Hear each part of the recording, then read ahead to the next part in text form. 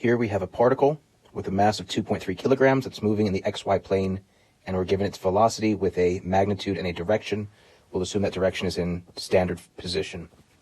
We want to know what the angular momentum is about the origin at the instant that this particle is located at this position. Again, we're given a magnitude and a direction.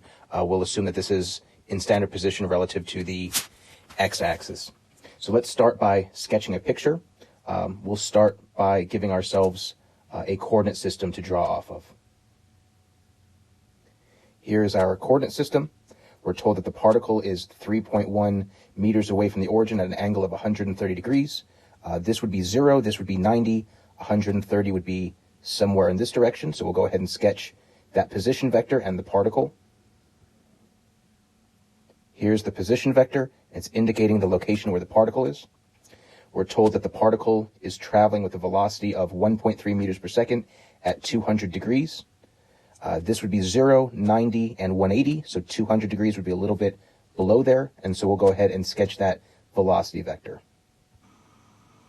So here we have a sketch of what's going on. We have a particle that's located here. It's traveling in that direction. And we're being asked to find the angular momentum about the origin of this particle. So we're measuring from the origin here. We don't have to shift where we're measuring from or anything like that. And we want to find the angular momentum. So we have an equation for that. Angular momentum is capital L. That's R cross P. R is the position of the object, crossed with P, which is the momentum of the object. Whenever you have a cross product, you can always see that as the magnitudes of the two vectors. mv is the magnitude of momentum, times r is the magnitude of the r vector, times the sine of phi, where phi is the angle between these two vectors measured from r to p. Since these are both in the xy plane, we can use the right-hand rule to find the direction of the angular momentum. We put our fingers of our right hand in the direction of the first vector. You have to twist your wrists so that when you curl your fingers of your right hand, you curl from this direction into that direction. So if you're curling this way, that means that your thumb must be pointing out of the page. And from that, we can see that the direction of the angular momentum vector must be out of the page.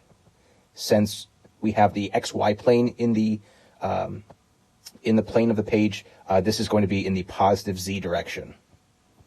So since this is a relatively simple case, we're all in one dimension, we can tell the direction of the angular momentum vector is going to be in the z direction, and this is the equation that we'll need. So we know the mass. V is the magnitude of the velocity. We have that as well. R is the distance from the axis of rotation, in this case the origin, to the location of the particle. So that's this distance r. And then we have sine phi is the angle that we need. And so we can do a little bit of investigation here. Phi should go from the radial line, from the direction from the radial line going from the origin to the location of the particle to the direction of the velocity, right? So it's going from the direction of the radius, from the position vector, and it measures to the direction of the velocity vector. In fact, it's going to the direction of the momentum vector, but we know that the momentum vector is going to be parallel to the velocity vector because they are always parallel to one another, right? P is always m times v, so they're always parallel.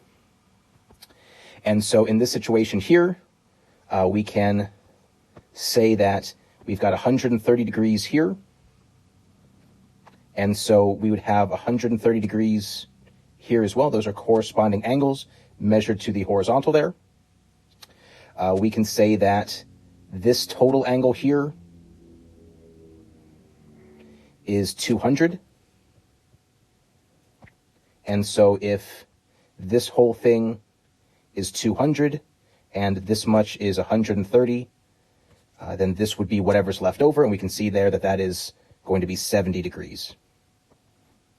And so now we have all the pieces. We can go ahead and plug these in. Again, the magnitude of our angular momentum is the mass times the speed times the distance from the axis of rotation, or the potential axis of rotation. The object doesn't actually have to be rotating. It's just relative to a potential axis of rotation. And then our phi we found was 70 degrees. We can plug all that in, and we get 8.71. And our units here are going to be kilogram meters squared per second. This is the magnitude of the angular momentum. We already said that the direction should be in the positive z direction. That is coming out of the page in this case.